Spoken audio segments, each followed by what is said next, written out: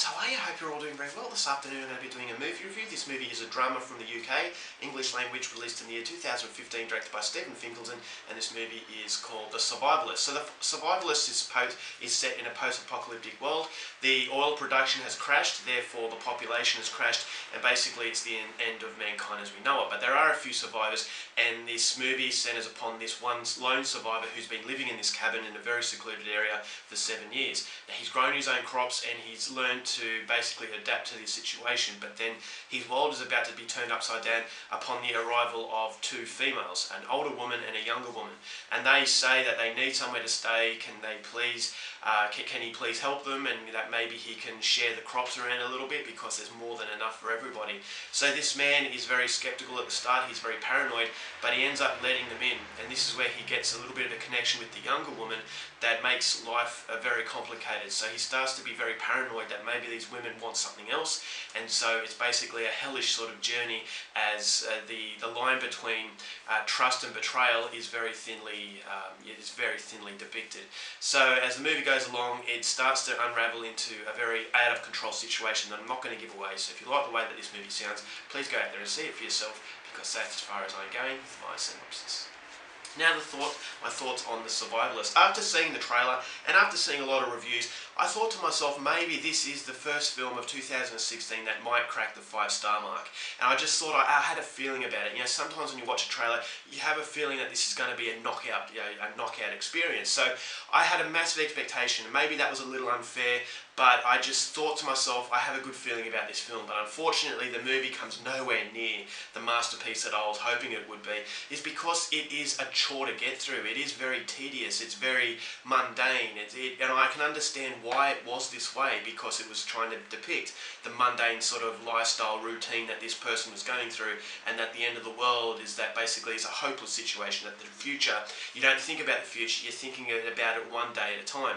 And I can understand that's why the mundane sort of feeling I had about this movie, but unfortunately it's boring in the situation of these characters, and it's actually boring for you to actually watch. You don't really get a grip on what's going on, and you don't really care about it, and you think to yourself at the end of it, was there any real point to this film? Is because movies like this have been depicted in the past, and especially in The Road with Viggo Mortensen. And I thought The Road did it a lot better, is because it actually had a thrilling aspect, and it actually had that mundane lifestyle, but the continuity was very smooth, and that's why I really loved The Road.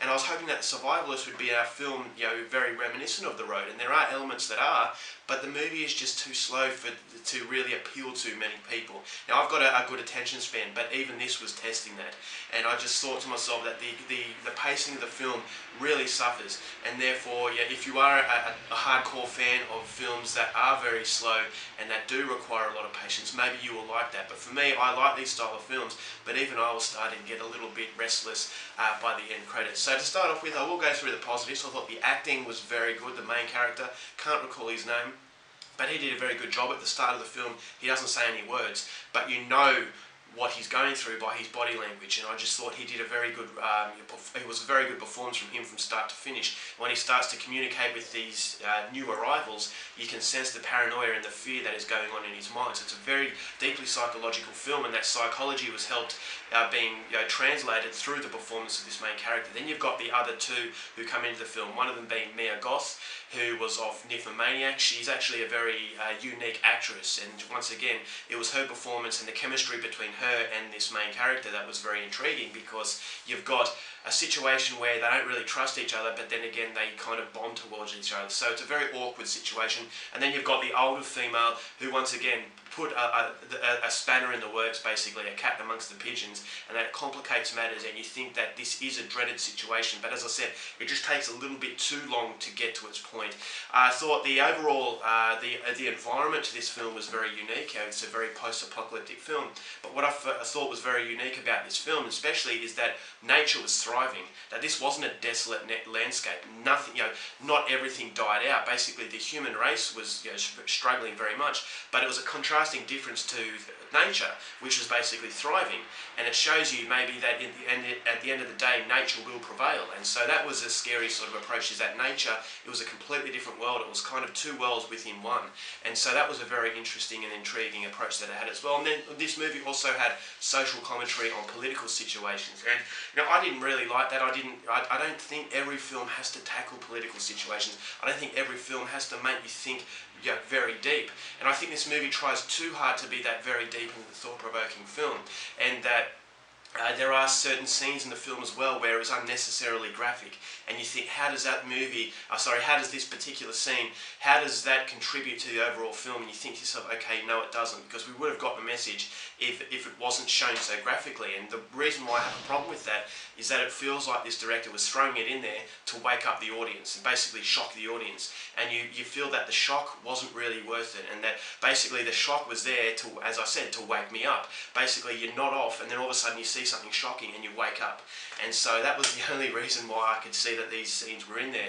But obviously maybe the scenes weren't in there for that, but for me it felt like it was just a wake-up call, just to make sure you haven't nodded off. And so unfortunately this movie was nowhere near the movie I wanted it to be.